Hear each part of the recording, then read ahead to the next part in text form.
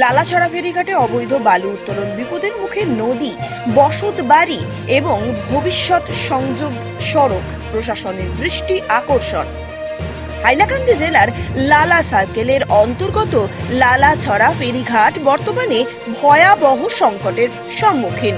কাটা খাল নদী থেকে অবৈধভাবে বালু উত্তোলন করা হচ্ছে, যা শুধু পরিবেশের জন্য হুমকি স্বরূপ নয়, আশেপাশের বসত বাড়ির অধিবাসীদের জীবনকেও চরম ঝুঁকির মধ্যে ফেলে দিয়েছে।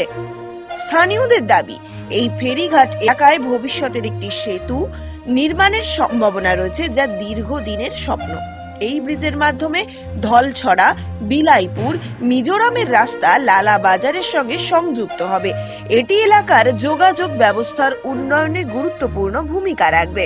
অথচ যেখানে এই সংযোগ সড়ক নির্মিত হওয়ার কথা, সেখান থেকেই আইন অমান্য করে বালু উত্তোলন করা হচ্ছে। এতে নদীর স্বাভাবিক প্রবাহ, স্থিতিশীলতা নষ্ট হচ্ছে, নদীর পাড় ধসে পড়ছে এবং বসত বাড়িগুলির অস্তিত্ব হুমকির মুখে পড়েছে।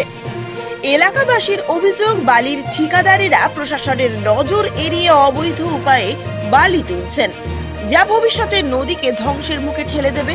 অপরদিকে ফরেস্ট অফিস থাকা সত্ত্বেও কেন প্রশাসন নীরব দর্শকের ভূমিকা পালন করছে, এটাও প্রশ্নের মুখে।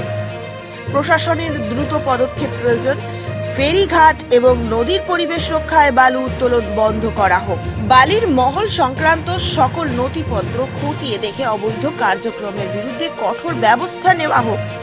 বসত বাড়ির নিরাপত্তা নিশ্চিত করতে উচ্চ পর্যায়ে তদন্ত করা হোক। ফেরিঘাট এবং সংযোগ সড়কের ভবিষ্যৎ বিবেচনায় নিয়ে উন্নয়ন প্রকল্প বাস্তবায়ন করা হোক।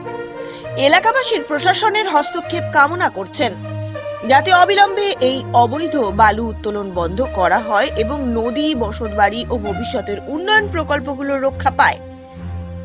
লালাছড়া ফেরিঘাট শুধু একটি যাতায়াত পথ নয়, এটি বহু মানুষের স্বপ্ন এবং জীবনযাত্রার গুরুত্বপূর্ণ অংশ। এই ফেরিঘাট ধলছড়া, বিলাইপুর, মিজোরাম এবং লালা বাজারের সংযোগ সড়কের একটি গুরুত্বপূর্ণ স্থান, যা ভবিষ্যতে উন্নয়নের দুয়ার খুলে দেবে। সচেতন মহল এবং স্থানীয় বাসিন্দারা প্রশাসনের উচ্চ পর্যায়ের হস্তক্ষেপ এবং তদন্ত দাবি করছেন। এখনই ব্যবস্থা নিন, না হলে পরিণতি হবে ভয়াবহ।